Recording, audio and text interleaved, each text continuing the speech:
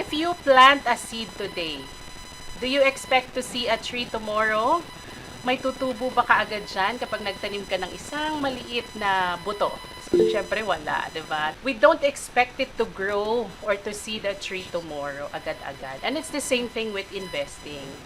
We invest without expecting na bukas madodoble or bukas ay mag-grow na agad yung pera natin. Because investing, it's like growing one's money over time.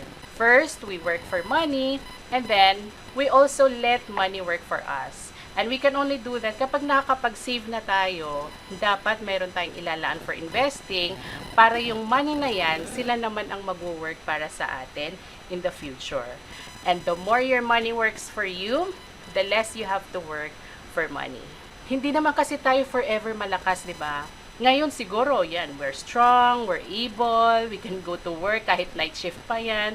Pero habang tumatanda tayo, yung iba hindi na kaya makipagsabayan sa puyatan, hindi na kayang gawin yung mga nagagawa natin before, so dapat paghandaan din natin yan. Dapat nagsisave tayo, nag-i-invest tayo for the days, for the years, na hindi na natin kayang mag-work actively.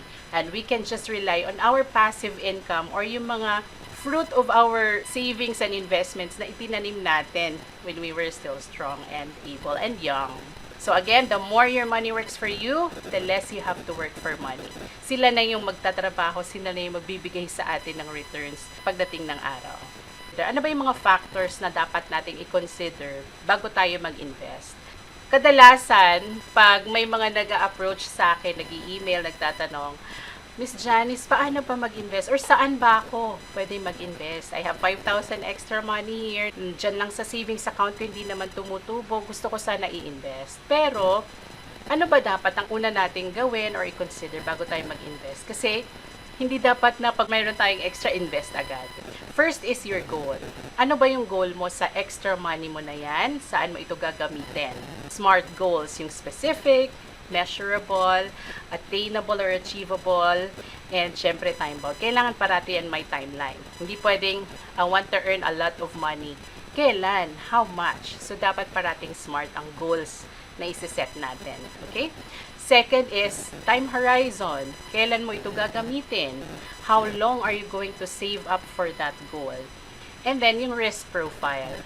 Aggressive ka ba when it comes to investing? Or matatakotin ka ba? Ayaw mo ng volatile yung market? Or conservative? Kahit maliit lang yung kita, pero steady naman siya over time. So, okay ka na doon. So, these are just some of the things that you should consider before investing. So, dito naman tayo sa next principle natin, which is compound interest. What does it mean? It's the interest that you earn on interest. So this is how it looks like. Ilagay natin ang ating investment sa isang instrument na 10% per annum yung ating expected return per year to. Let's say you are investing 5,000 pesos per month. Kung 40 years old ka ngayon and you continue to invest for the next 20 years, kasama na yung investment mo, yung capital, plus yung interest income mo, ang magiging total niyan is 3,780,150 pesos. Okay? At kung titingnan nyo, because of compounding interest, ito yung interest ay yung naka-highlight ng green. First year, yung 60,000 kumita ng 6,000 kasi 10%. Next year, nag-add ka ulit ng 60,000, 5,000 pesos per month, 'di ba, yung ini-invest mo. And because nadagdagan na ito ng 6,000 from the previous year na interest, mas malaki na yung kinita sa next year. So 12,600 na. Pumatong na yung interest over the new interest. Kaya ang tawag diyan ay compounding interest.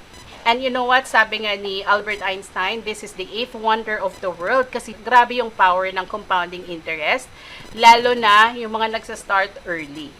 Yung total na na-save mo, investing 5,000 pesos per month, in 20 years, nakapag-ipon ka ng 1.2 million. Diba? 1.2 million lang yung naipon mo. Kung nilagay mo lang yan sa regular savings account, tinago mo yan sa drawer mo sa bahay, 1.2 million yan. Pero dahil ininvest mo siya sa isang instrument na nagbibigay ng 10% per annum na return, hindi mo lang na-save yung 1.2, kumita pa ito ng 2.5. Imagine yung power ng compound interest. Mas malaki pa yung interest na kinita mo kesa sa na-invest mong capital. Kaya ang naging total niya is 3.7 because nagpatong-patong na yung interest. That's why I really encourage you to start investing as early as you can and take advantage of compounding interest. Kung 30 years old ka ngayon at nagsisave ka ng 2,000 pesos, ang magiging total investment mo for the next 30 years, let's say gusto mo mag-retire ng 60, nagsastart ka na ngayon mag-save 2,000 para sa retirement fund. After 30 years, pag nag-60 ka, meron ka nang naipon na 2.4 million. Not that big, parang kulang pa yan kung i-consider natin ang inflation, pero not bad na, di ba? It's better than nothing. It's better than those who don't save anything at all. Pero kung sinasabi mo, bata pa naman ako, 30 years old pa lang ako, I still have a lot of time to save and invest and prepare for retirement. So 40 years old na lang ako magsisave, mag-i-invest. So 40 years old, kung gusto mong makapag-invest ng ganitong amount, 2.4 pa din, this time, kailangan mo nang mag-save ng 4,600. More than double na yung kailangan mong i-save dahil late ka na magsa-start mag-invest. Paano naman, 40 years old, nag-aaral na yung mga anak, pang tuition, tapos kumuha pa kayo ng bahay, ng car, ang daming bills, ang daming bayarin, saka na lang ako mag-invest for retirement, pag 50 ko na lang. So ito yung mangyayari, pag 50 ka na nag-start, to get this amount, yung 2.4 million, how much na yung kailangan mong i-save per month?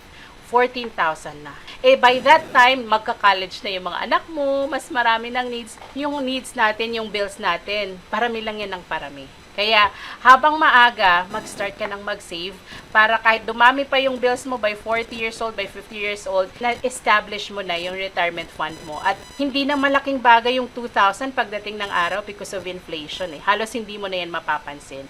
Kaya, sa mga nagsasabing saka na lang, next time na lang, pag tumaas na lang ang sweldo, pag na-increasean, pag na-promote, wag niyo nang antayin. You know, it's not how much you make, it's how much you keep, and it's how much you commit to invest. Sabi nga ni Albert Einstein, compound interest is the eighth wonder of the world. He who understands it, earns it, and he who doesn't, pays it. For more budgeting tips and resources, check out the links on the screen. Thank you for watching and happy budgeting!